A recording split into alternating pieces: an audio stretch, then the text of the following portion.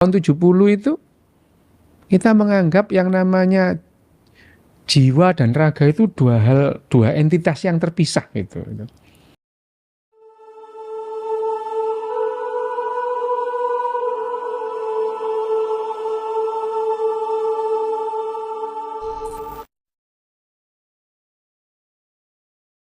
Apakah pikiran kita sesuatu yang terpisah dari tubuh fisik kita, ataukah keduanya hanya dua sisi dari koin yang sama? Pertanyaan ini telah menjadi salah satu perdebatan terbesar dalam sejarah filsafat. Mari kita mulai dengan dualisme. Gagasannya diusung oleh René Descartes, seorang filsuf besar abad ke-17. Descartes percaya bahwa pikiran dan tubuh adalah dua entitas yang berbeda. Pikiran adalah substansi non-fisik tempat di mana kita berpikir, merasa, dan memiliki kesadaran, sementara tubuh adalah entitas fisik yang terikat pada hukum-hukum alam. Menurut Descartes, pikiran adalah inti dari identitas kita, sedangkan tubuh hanyalah alat yang kita gunakan untuk berinteraksi dengan dunia. Teori ini memunculkan satu pertanyaan besar. Jika pikiran adalah non-fisik dan tubuh adalah fisik, bagaimana mungkin keduanya berinteraksi? Bagaimana perasaan kita dapat memengaruhi tubuh kita? Dan bagaimana tubuh kita dapat memengaruhi pikiran kita? Inilah misteri yang terus memicu perdebatan selama berabad-abad. Di sisi lain dari spektrum ini, kita menemukan materialisme dan fisikalisme, teori yang menolak dualisme. Bagi para pendukung materialisme seperti Daniel Dennett, pikiran bukanlah sesuatu yang terpisah dari tubuh, melainkan sepenuhnya hasil dari aktivitas otak. Semua pengalaman kita, termasuk kesadaran, adalah hasil dari interaksi fisik di otak kita. Idea is that consciousness is not a mysterious property or phenomenon that sunders the universe in twain. It's a complicated variety of different things, and the model that we use, which is our own consciousness, which we understand from all the ways we interact and talk with each other about it, when we apply that to other creatures and robots and the like, we get. Dalam pandangan ini, tidak ada yang non-fisik tentang pikiran. Segala sesuatu mulai dari emosi hingga pemikiran terdalam kita adalah cermin dari proses kimia dan listrik di otak. Dengan kata lain, kita hanya mesin biologis yang sangat kompleks. Namun, meskipun gagasan ini tampak logis dalam dunia sains, ia menimbulkan pertanyaan yang sama pentingnya. Bagaimana kesadaran kita, sesuatu yang terasa begitu mendalam dan misterius, dapat muncul dari sesuatu yang sepenuhnya fisik? Perdebatan ini antara dualisme dan materialisme adalah inti dari filsafat pikiran. Ia mempertanyakan tidak hanya bagaimana kita berpikir, tetapi juga apa arti menjadi manusia. Apakah kita lebih dari sekedar otak dan tubuh, ataukah kita sepenuhnya produk dari mekanisme biologis?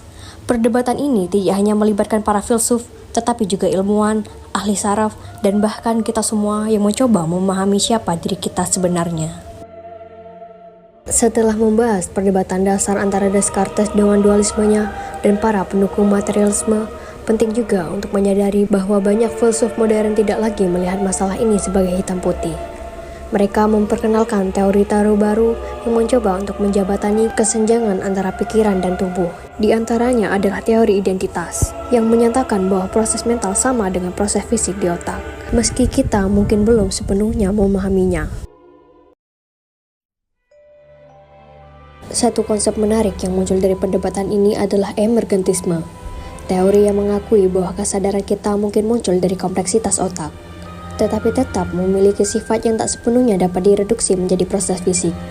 Dengan kata lain, meskipun pikiran kita berasal dari otak, ia tetap memiliki karakteristik unik yang tidak bisa dijelaskan hanya melalui reaksi kimia atau listrik.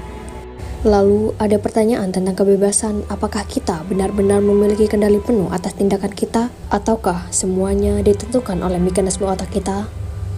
Materialisme yang keras mungkin cenderung mengatakan bahwa semua yang kita lakukan adalah hasil dari determinisme biologis. Namun, dualisme membuka ruang bagi kebebasan kehendak.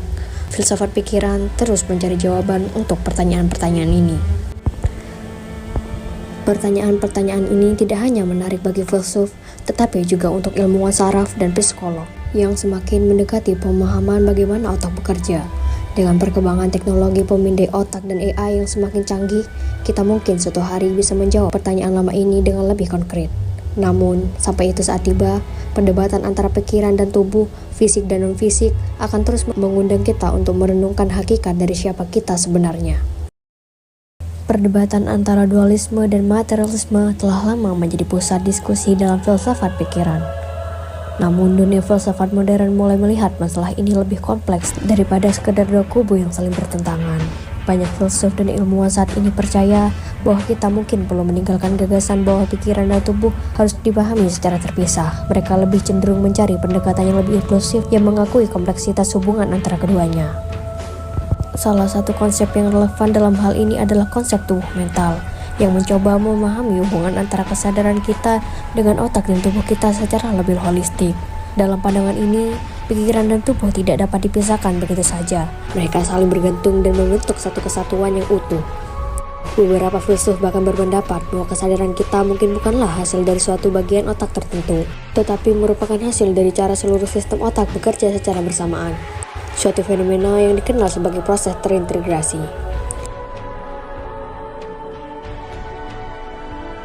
Selain itu, teori tentang neurofilsafat kini semakin berkembang.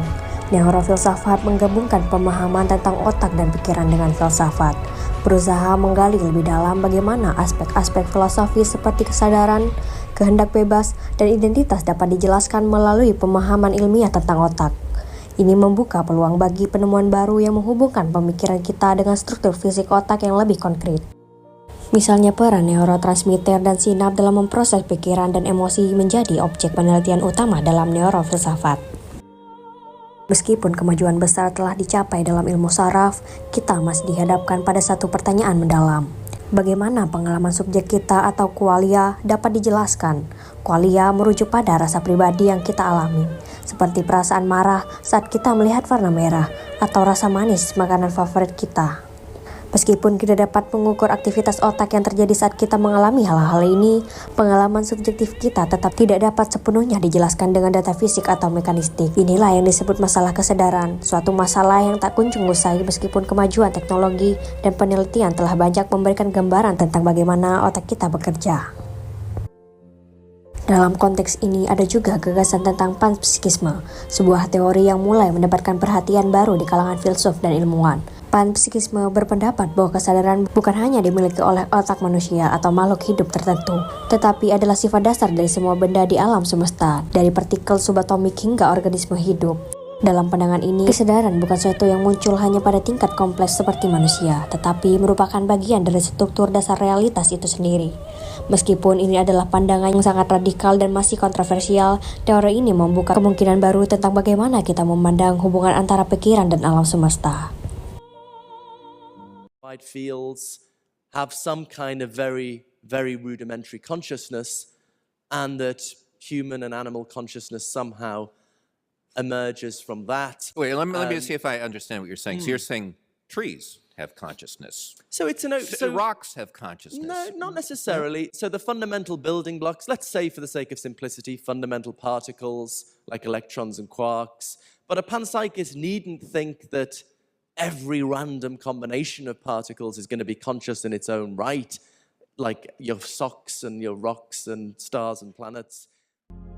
Selain itu, penting untuk mempertimbangkan peran kesadaran sosial dalam memahami pikiran manusia. Kesadaran kita bukan hanya hasil dari aktivitas otak individu, tetapi juga dipengaruhi oleh interaksi sosial dan budaya tempat kita berada. Filsuf seperti George Herbert Mead dan Lev Vygotsky mengembangkan pandangan yang menunjukkan bahwa kesadaran diri kita berkembang melalui interaksi dengan orang lain dan melalui bahasa.